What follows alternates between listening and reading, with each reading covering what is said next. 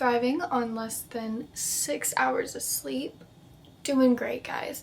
And I'm gonna do an unhaul because why not?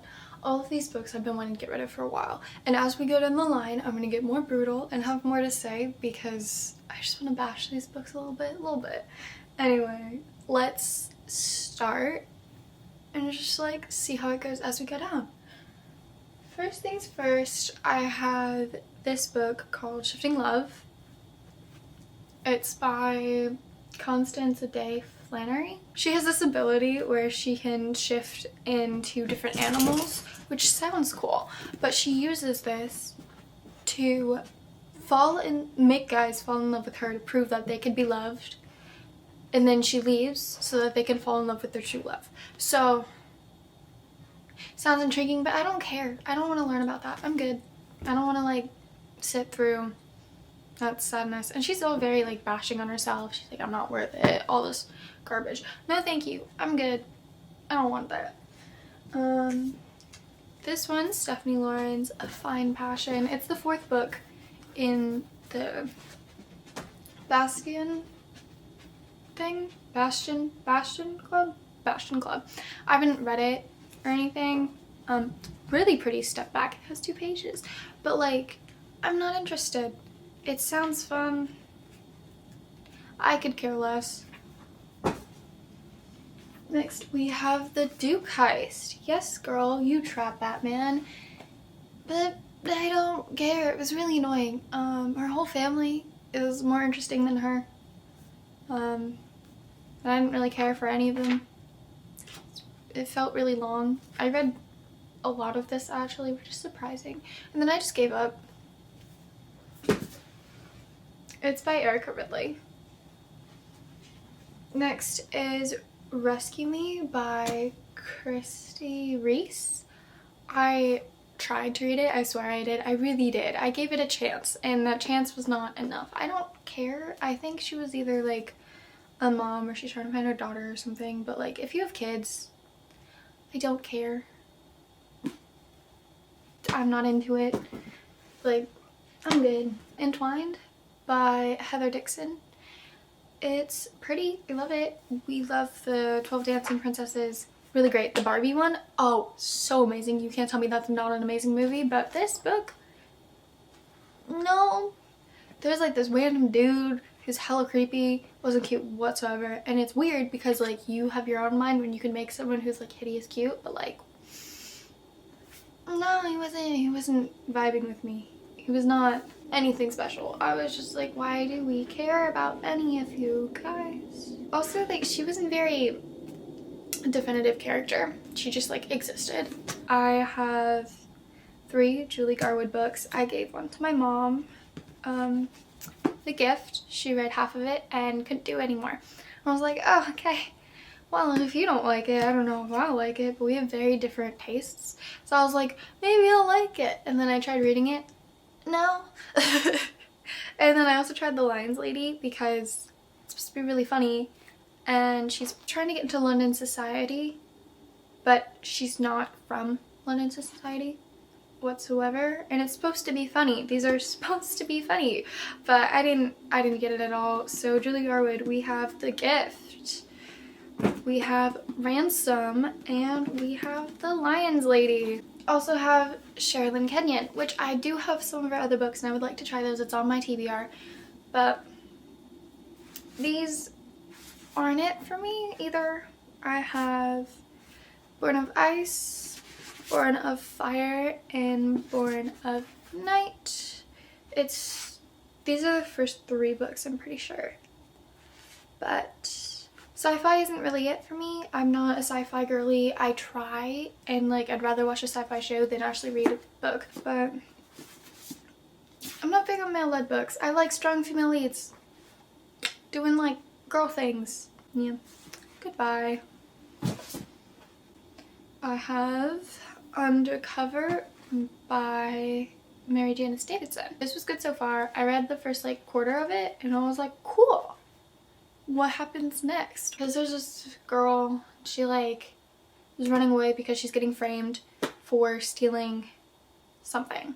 And it's like The Cure. scientific discovery known as the cure. So she steals it and then has the whole US government going after her. But the thing is, she didn't actually steal it. She just has it in possession. She doesn't know why. So everyone's going after her for that. And then she's in the elevator and then kisses some guy. And I was like, oh, okay. Yeah, nothing happened. Jane Feather, a holiday novel, 12th Night Secrets. I was like, this is gonna be my Christmas read. This is gonna be the Christmas read of the century. She's a spy.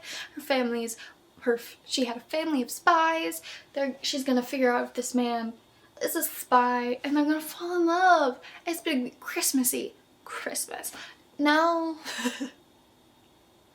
she's not a spy whatsoever. She passed notes from this one guy to her brother, from her brother to this other guy, and she was just like the messenger pigeon and didn't really do anything. She had no idea what she was doing. She wasn't really part of it, but she just like helped. And then all of a sudden her brother dies, which was dumb, by the way. Like, the way her brother died, extremely stupid, because like he's supposed to be a fancy spy and like you're in the middle of a war, my guy, and you just go out for drinks with some man you don't really know. What did you expect? Like, good job? I don't know what he was looking for that, but that was dumb. So like he did. She gets, this like dude goes over to her and it's like, hey, so you're a part of your family and like your family helped us out because your family was spies. So could you be a spy? And then she's all like, oh yeah, totally. And then they go on a little adventure. She meets this guy, no spying knowledge whatsoever, total klutz, doesn't know how to life, like literally can't keep her 2 feet in front of each other. Like, she can't life, and you expect her to be a spy to see if this man is not two-timing, like a secret agent, double agent type of man for like the French. And then they fall in love. Yeah. It could have been so cool. It could have been so fun. But like, it was just really, really dumb. I was like, why is this happening? How did you get here? What are you doing? Like, if I was in that situation, oh, so different. Okay. The Summer of Christmas, because Christmas. What annoys me as well is that this is red, whereas this is pink, but it looked fun. I was like, oh, she's a writer. She's going to direct. No, she's not a director, but she's going to a small town to help in making of a movie that she was a part of with writing the script, I think. And like, she has a ton of amazing movie stars, like super hot, uber hot dudes, and like doesn't pick one of those. She just goes back to her little hometown, finds this guy who didn't even want her in the first place, and she's like, that's the guy I want. That's him. I want him. Only him. That one. I'm like, girl, what? Why? Like, it's not worth it. Also, she's 30, which, good for you, hunty, slay, but you're acting like you're 14, like, and you're 30? No. And I'm really, really big into film, everything with all of that stuff. So if anyone hands me a book with movie stars, acting, directing, any of that, or just like modeling, anything within the industry, I will be all over that. But this, I couldn't get through it. She was barely on set doing anything because she only contributed to the screenplay. And the thing is, usually that's where it ends. That's it. You can help with the screenplay and like submit that, and then they go through all these different things, but you're not usually on set. Same with a lot of writers when they make books and those books become movies. A lot of the time, they're not really going to be on set. They're not going to have a say in it unless if they have that in their contract. And like, it's not. It annoyed me in way too many ways. Okay, we have Sweet Evil by Wendy Higgins. I can read sometimes. This atrocious cover. So glorious. Definitely gives me Twilight, which I've never read or watched the movie. I feel like I should, just to make fun of it at one point, but like, I haven't. Very plain spine. Beautiful. right? Okay, so she's born in a covenant.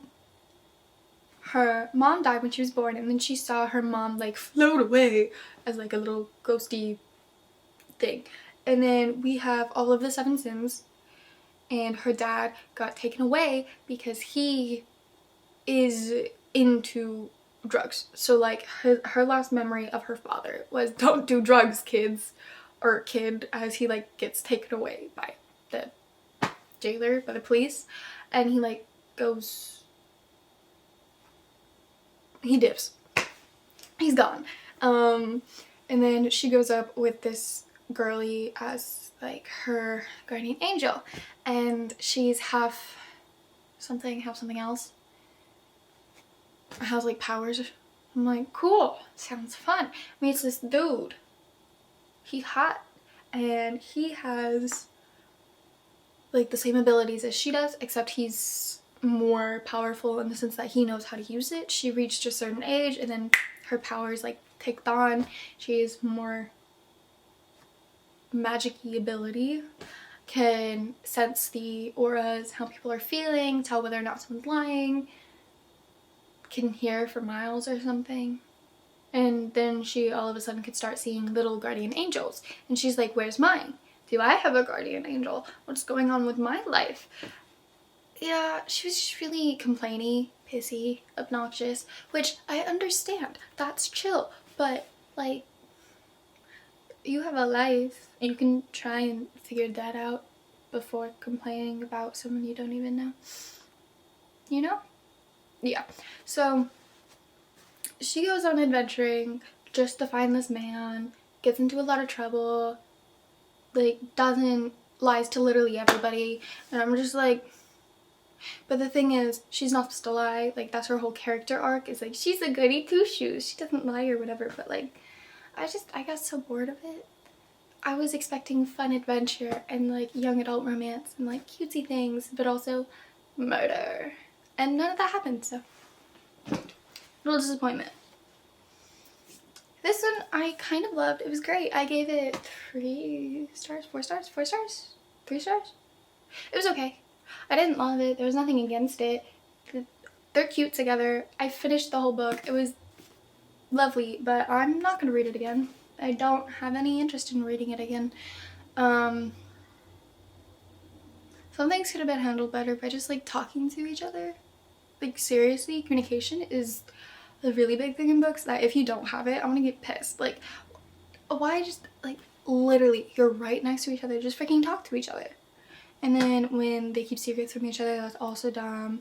But like, the whole wrap it up and finished it moment at the very end was way too simple. It was like way too, everything just fell into place. I have a thing against people who do this. Like, I love you, just don't show me your face. I don't want to look at it. No offense, I'm good. If you do show me your face, put it in the little flappy right here. Like right here, or like the back flappy. Like, that's perfectly fine. It's just there.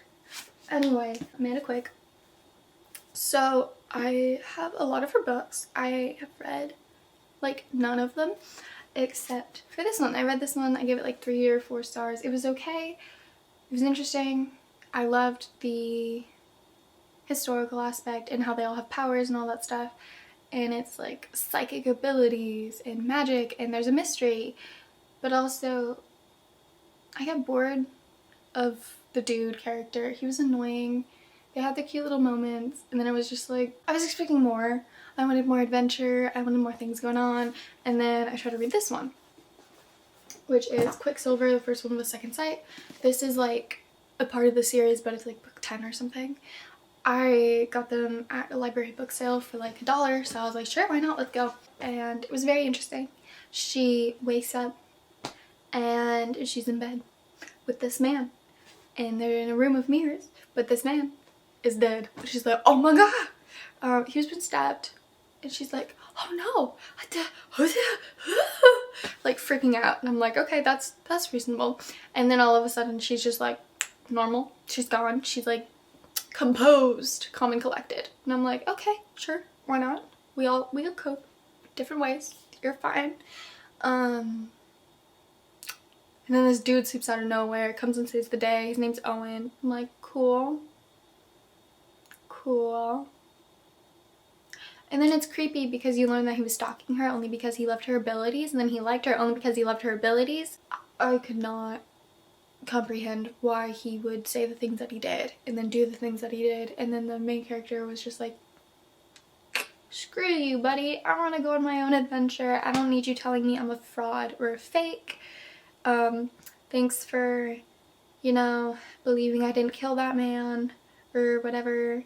And then there was like no mystery. It was very slow. I wanted to learn who killed him. I want to learn how he died. I was like, oh my god, she committed murder. No, it wasn't her. I was like, oh, okay. Yeah. But the cover's really pretty. Like, look at that. It's, wow. This is, no. Now we're getting into manga. Just kidding, not all of it. There's just this one part of a series that I have that I would not like anymore. So, this is called Prince Freya. I have volumes 1, 2, 3, and 4. I adored it. I love stories where the girl has to pretend to be someone else and then gets to fight other people. The art is very cute. It's very simplistic but pretty. She has all these guy characters and they're all after her, and I'm like, yes, girl, sweep up all the mans. And I don't remember anything. It's not memorable. I got down to volume 4 and then I just like didn't pick up the next volume, and then I heard a lot about the next volume being really overly sexualized. And that's not something I'm into. I'm good. I don't want to see that. She's supposed to be like a kid, dude. Like, look at that face. Like, the guys are hot, but like. And then you have volume 2, volume 3, and volume 4. Like, I read it online on a sketchy website because why not? And it wasn't good. It was like really weird. It was very, no, I'm good. Personally, I don't want to read that. I don't want to look at that. No thank you. So yeah, this is gone. Next we have Rosefire by Sandra Davidson. It's such a mess.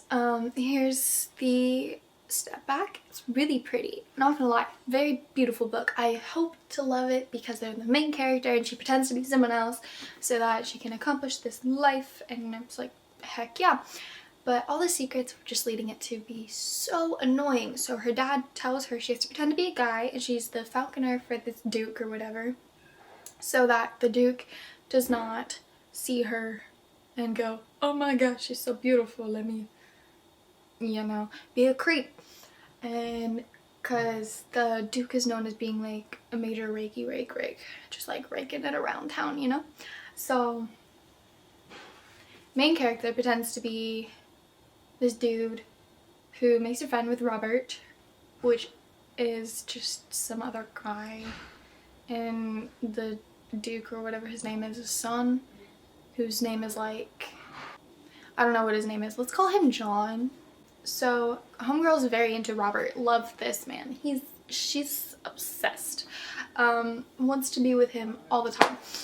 But John has a sister, and his sister has a story, and even though she's into Robert in every way, shape, and form, the sister also is too, and then she's still dressed up as a guy, so then Robert thinks she's a dude, and then he's like, why am I interested in this girl when it's like a guy? Oh my god, it's a dude. I'm not into dudes. Am I into dudes? No, I'm not into dudes. And it's just like, okay, that's fun. Love that. And then we're thrown out of the story and thrown into her mother's story, which, by the way, we have Mary, Queen of Scots. Queen Elizabeth and Mary are not friends whatsoever in this book, which is weird because I'm like, but they're friends. No. So they absolutely hate each other. They don't talk to each other. Mary, Queen of Scots is imprisoned because of Miss Elizabeth being all her. But Elizabeth was like, I'm not gonna marry anyone. I don't want to marry anybody. And then has a lover, sends her lover to go be with Mary so that they can get married, because she's like, oh my god, you guys are so cute. And then Mary is all like, I'm not taking your seconds or whatever, your leftovers, I don't want those. And then he goes back to Elizabeth, and then they're still lovers. Anyway, a few years down the road, Mary Queen of Scots is having a christening for her son, and her and her husband are having fights, lots of fights. Anyway, he doesn't want to show up to his own son's christening, so she gets pissed, and she goes, okay, whatever, let's play a game that's pretty much just hide and seek. She picks the dude who she thinks is the hottest in the room, and it was the guy that she was intended to marry before, but homegirl was like, no, I don't want your leftovers. So she picks up that man, they go over into a room, and then it's very in-depthly described about how they do things together, and her husband is banging on the door yelling at her, and she's like, screw you, while getting screwed. So, love that. It was horrible. No. Anyway, that's how main character came to be. Main character is daughter of Mary Queen of Scots, and is hiding as a dude in this kingdom so that they don't find, Miss Elizabeth does not find Mary's daughter. Anywho, main character doesn't know that Mary is her mother. The dad knows everything, and then the dad takes like the daughter and goes, okay, you should never dress up like a girl again. Remember, you are a man. And then she's like, I don't want to be a man. And then, like, it's just, there's so much going on. It's so over the top. It could be funny. It should have been funny. It should have been a moment. It should have been cute. Like, I was waiting for the happily ever after. Did it happen? No. Literally a quarter in, and it was just drama. Like, so much unnecessary drama, and they continued to praise how she was innocent, the main character was innocent and perfect, and how she could swindle herself into Robert's arms because she was going to sway his affections. She was gonna like pretend to be someone else, dress up as a girl against her father's wishes, go down this giant parade, make herself known to literally everybody, and just so that Robert could see her as a girl for the first time and they could fall in love. No. Next, Heather Graham as a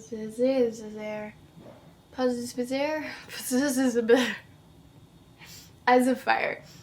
Okay, starts off very intriguing, very interesting. You have this guy, he is scuba diving, he's down in the deep of a shipwreck, exploring it, finds captain's quarters. He sees the skeleton who has ruby eyes, like fiery ruby eyes, and he goes, oh dang, that's scary, that's cool, but that's scary. And then sees that the skeleton looks like it's pointing at him, and the guy's like, oh my god, I'm losing my mind, I'm getting oxygen sickness, or whatever it's called. It has an actual name, I can't think of it at the moment because I am blanking, but he's freaking out because, oh my god, the skeleton is staring into his soul. Then he found all this treasure and stuff, and then a skeleton falls from behind him and he freaks out. He goes, oh my god, they're going after me. And then all of a sudden he's like, he gets his throat cut, and he very did. So I was like, oh, okay, intriguing. We have all these different characters, very interesting things going on. Is this like a supernatural book? Are we gonna have Pirates of the Caribbean, Pirates of the Caribbean type stuff? It's the Pirates of the Caribbean, but they're in the Caribbean, you know? So I was like, okay, cool, fun. And then we meet the main character, and she lives on this island. This island is a hotel, an area for all of these people. All of these people just like come in and stay. Every single one of these people has their own agenda, and they're all trying to find this hidden ship called the Belladonna. The Belladonna went down and sunk, and that is what the main dude in the original part of the book died from. And then we have this dude who comes back. I think his name is Alex. It's Adam. So we have Samantha, Carlisle, and Adam O'Connor. So Adam was a cop, and then he came back and he's not a cop anymore. And when they were younger, they were lovers, they like adventured, they dove and did all this fun stuff. And he was very close to her family and other people on the island. And she cared deeply for this man. She was like 20 and he was like something. Anyway, they fell in love. And then he dipped and she yelled at him to leave because he had a girlfriend, so. Or a wife. No, it wasn't his wife. It was like his fiance or something. I really don't know. But he had a thing, and that thing was a girl, and then homegirl saw the girl and him kissing, and she was like, no! So, yeah, that ended quite horrifically. He comes back to the island because he knows all these people are after the Belladonna. He sees her, and he's like, oh, she's so pretty. Oh my god. And then, like, yep. And then she gets kidnapped, almost. He bursts through the door, goes, let me save you, and saves the day. And she's all, why are you here? He's all trying to do something for somebody to find the Belladonna, you know? And she's like, why is everyone after that cursed ship? Because her father died, her friend Hank died trying to find that ship. And like other people have disappeared trying to find this ship. Anyway, lots of things happen in this book. And it was fun until it wasn't. So she compares every single person on this island as a shark. And she's like, Adam is the most dangerous shark around. He is a great white. And I'm just like, okay, cool. Be more dangerous if he were like a bull shark or a hammerhead. Hammerhead sharks are really mean and I don't know why. Like, they're really aggressive. So like that was annoying. And then there's a moment where she's scuba diving, which the writer knew a lot about shipwrecks, but I don't think she knew anything about scuba diving, because when they were scuba diving they went, and I gave the thumbs up symbol, which I was like, okay, do you mean like you did a thumbs up sign? Because that means going to the surface. That's why people don't do this when they're scuba diving unless they're like, I need to go to the surface now. They're like, are you good? That's the okay sign. Like, everyone who's ever scuba anything should know that. So I was like, okay. And then later on, there's sharks. Since they're always talking about sharks, I love sharks. So I was like, yay, sharkies. No. So we have this evil dude who like kidnaps her, is very rude about it, and like does a lot of creep crap, and then they just let it go and then realize there's a worse criminal who's there in the first place, and he's obnoxious, annoying, and a horrible human being. And she goes, oh my god, he's evil. No dip, bro. So they have a fight underwater. They're shooting a gun, which isn't that effective underwater. And he smashes his face on some coral, the evil guy. Coral can be poisonous. He pretty much just destroyed the poor coral, because once you touch coral, it doesn't do well because of the toxins in our fingers or in like our body, and the poor coral is very delicate. So yeah, I was like, okay, cool, we're gonna have a fun story where he dies from the poison in the coral, because a lot of corals are very poisonous. That could be really interesting, fun twist, whatever. No, he's bleeding profusely a lot, because head injuries, you bleed a lot, that's how they work. So he's underwater living his best life fighting this man and this girl, and then they surface and they have him somewhat subdued. They try and get back onto the boat, and then all of a sudden he gets yanked away, and you're like, oh dang, where'd he go? Guess what? Turn up, shark. Like, you're kidding me. Okay, fun fact. Sharks don't like the taste of blood. Human blood, that is. They don't like the taste of human blood. That is a proven fact. They find it gross because they're not used to it. They don't eat humans in their free time. They like seals, which they explained in this book a little bit, that sharks don't go after divers because divers don't look like seals, whereas people surfing look like seals. Cool. Also, sharks have 7 senses, where if anything touches its skin, they can taste through their skin. So if a shark is curious about you or about what it is, it like won't just go in for a bite, it will rub up against you. Like, that's what sharks do. That's why you always have to wash your hands, or like before you touch a touch tank with a little sharky, because like it's pretty much just licking your fingers. Love sharks, they're great, very interesting creatures. And the shark just goes after the guy and goes chomp chomp, which is pretty much like piranhas. They don't go after people. Never will, never would, unless if they're severely starved, like starved for years. So that just, it's just like Deus Ex Machina moment where it's like, oh my god. So I just thought that was really dumb. Then all their problems were solved and I'm like, oh wow, he's gone. Okay. Michael Turner's Fathom, the definitive edition. I read the first like comic on my phone and I thought it was really pretty. I thought it was interesting. So you have this main character. She's an Olympic swimmer. She's stunning, and marine biologist. My brain, guys. Okay, Little Miss Marine Biologist, swimmer girly, is amazing in all sense of the word, and then goes on a little adventure. Fun fact, this guy is amazing at drawing art for graphic novels and for comics, but he's never written a story on his own, and it definitely shows.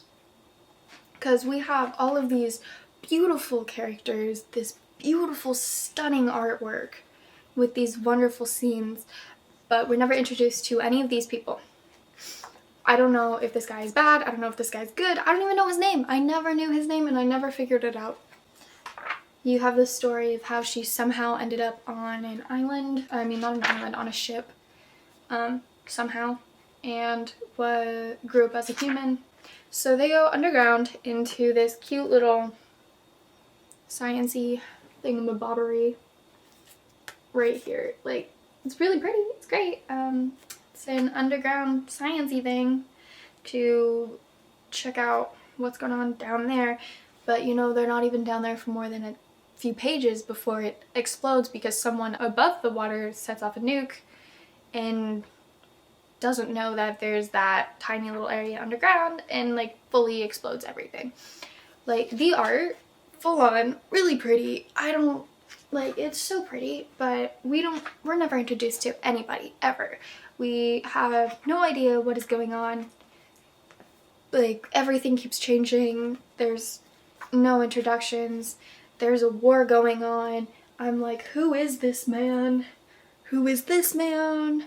Are they good people? Is anyone a good person? And she doesn't know that she has magical water powers. She doesn't know anything until they take her in and they teach her magic, and then all of, like, not magic, they teach her to control her water powers. All of a sudden, the very next page, she has full control over everything. Like, okay, that works. No. There's no training montage. There was nothing. It was just poof. And I'm like, okay. And then this girl dies, and it's supposed to be a big moment, but I didn't know who she was to anybody.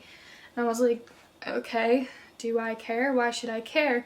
And then we learned that main character has a brother, and then there's just so much going on, and it's so pretty. It feels like they're trying to do a war novel, like a magic superhero book, and then also like science-y stuff. I love orcas. But none of it makes sense. None of it is cohesive. And then all of a sudden it's over. We have a different story with some weird dude who came out of some portal. None of that is explained. Nothing makes any sense. He dips after she gets like this cool outfit thing. Fights some stuff underwater. And then all of a sudden we're snowboarding? What? Like, it would make sense if she was an Olympic snowboarder because her name is Aspen, but she's not. It doesn't, nothing adds up and none of it makes sense, and the art is absolutely stunning. Like, in the back it's just tons and tons of pages of just art of the main character, which is cool, but like, it's not a story. Anyway, those are all the books I am unhauling. That was all of the rants that I am going through today. If you want to see any other videos, they might be out there somewhere, might not. I'm thinking of doing a bookshelf tour, but that's still up in the air. Anyway, that's all. Thanks for watching. See you later, guys.